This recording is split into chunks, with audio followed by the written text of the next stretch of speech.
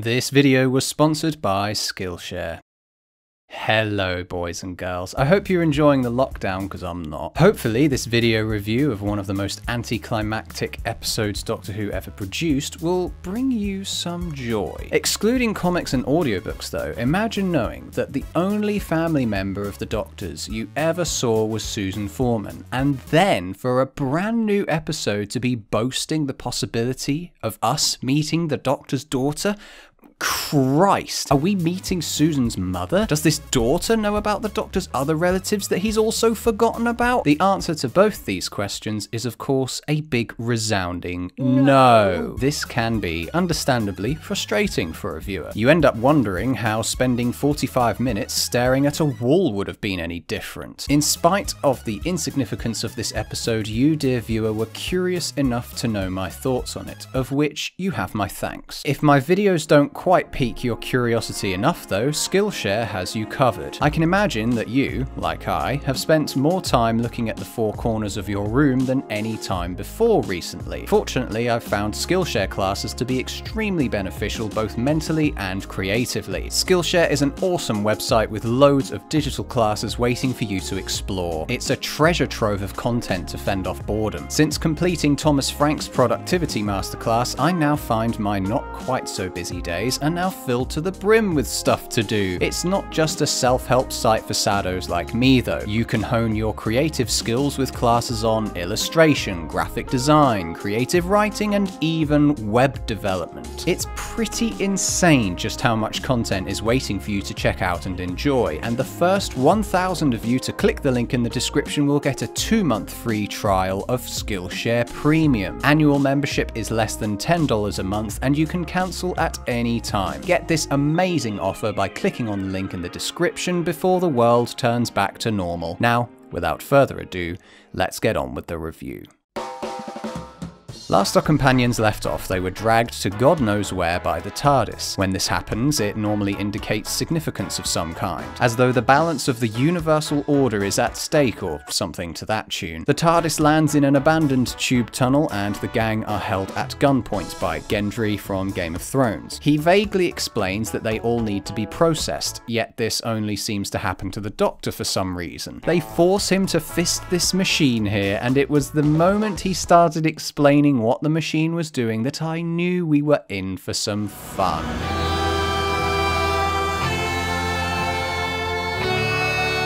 Oh, by Christ, that guitar is so out of place. Oh, I know the word. Cheesy. She's my daughter. Hello, Dad. Oh, that is pungent. And the cloning? We literally just had 2 whole episodes on that subject. Anybody would feel ripped off by this opening, but it's a far more interesting concept than the one Stephen Greenhorn, the writer of this episode, conjured up in his previous episode, The Lazarus Experiment. I'm also willing to give the show the benefit of the doubt here. Introducing a new Time Lord into a setting where all of them are meant to be dead doesn't feel like the smartest of moves. A shootout then begins between the humans and the Hath. I love the design of the Hath's masks and their inability to speak, but their guns just look awful. They're just Bunsen burners stuck on the ends of plastic. Martha then gets captured in the midst of the chaos, which is a real shame because this happened to her in the previous story. I don't know if this was down to these actors' individual availabilities, but I don't know why they even bothered putting her in there if she was just going to spend the majority of the episode away from the Doctor and Donna. Donna does use the situation to her advantage, however, continuing her howling at military personnel to remind them of their humanity. G.I. Jane! Martha moves the cheese meter from Edam to Camembert in the next scene though, when she helps a Hath with a broken arm. I'm Dr. Martha Jones. Who the hell are you?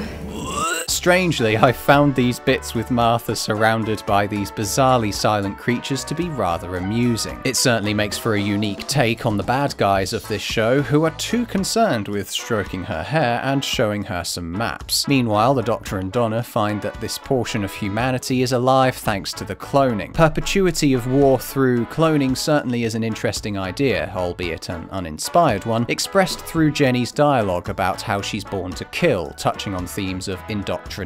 For a world that's built on clones, however, all the humans look rather, different from one another. The Doctor and Donna get led into a Welsh theatre, one of the biggest budget saver sets I've ever seen in the show, where General Corn on the Cob rabbits on about his heritage and the mythical barbecue sauce. Sauce.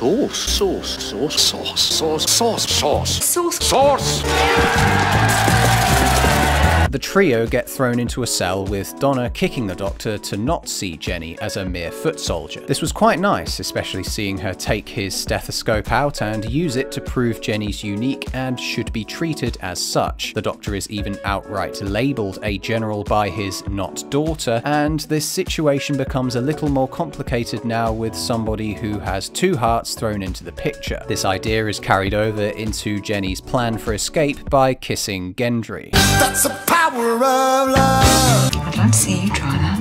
You say that, Donna, but he actually will though. It was quite cool seeing Martha go up onto the surface, but it was unfortunately spoiled by them getting caught up in some quick mud. Apparently this Hath that's about to die is called Peg all of a sudden. I was honestly laughing at this bit. It might be within reason she would cry like a child, given that she's all alone now on an alien planet, but the sharp and hardened Martha we got to see developed up to this point just kinda got forgotten about here. On the other side, with Jenny and her foster parents, we get some running, Bunsen burner blasting, and the acrobatics we saw in the Next Time trailer. It all has zero intensity though, and it's frustrating to watch Donna get Jenny up to speed with who her father is. It just felt predictable that she would change her outlook as a soldier thanks to the Doctor's influence, and I wish they'd tackled this issue of her being a newborn clone with a little more nuance and creativity. Won't she, Doctor?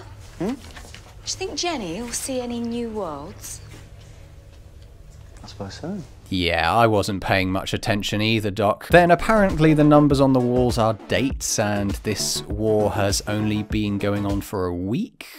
Doesn't matter, Martha's back now and they all reach a botanical garden. It certainly makes for a nice contrast in sets, going from an underground theatre to a barren wasteland, and then finally to a beautiful place of greenery. The Doctor breaks the beach ball of life and Jenny gets shot. It definitely felt like it was coming, but the Doctor's outburst of rage and subsequently containing it was probably the pinnacle of quality this story brings to the table. The music does a great job of bringing out the Doctor's sadness and frustration, but here it's a case of once again seeing a glimmer of the Time Lords being revived, and then being dragged away by some stupid ape. Who'd have thought this line would have had such longevity across the show?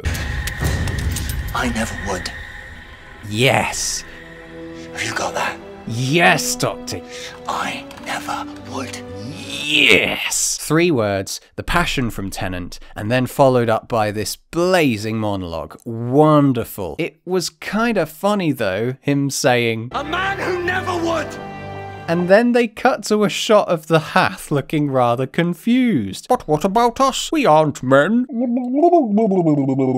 If I see one more gun. Jenny gets her burial, which would have been a nice ending shot to the episode, but no, there's more. It fortunately doesn't drag on for too long, but we've had the Martha goodbye before, and it just felt necessary. Nothing more, nothing less. The Doctor had a nice line about there always being something worth living for, but then Jenny semi-regenerates and ends the episode with a teaser for a spin-off show that fortunately never happened.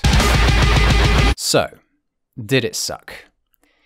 Eesh. This has to be the weakest episode of this season. Thankfully, it's not dreadful with its variety of design work and the Doctor and Donna being on point as always. Unfortunately, it suffers from the concept being so downplayed and practically mocked as a result. The dialogue is pretty dire at times, but other times can be great. There's plenty of cheese wafting around this episode, and it didn't have much tension to make me care about Jenny when she died. Martha also got pushed to the side again, and it felt like it wouldn't have even mattered if she wasn't here, just like it wouldn't have mattered if this episode never happened. I give The Doctor's Daughter a 4 out of 10.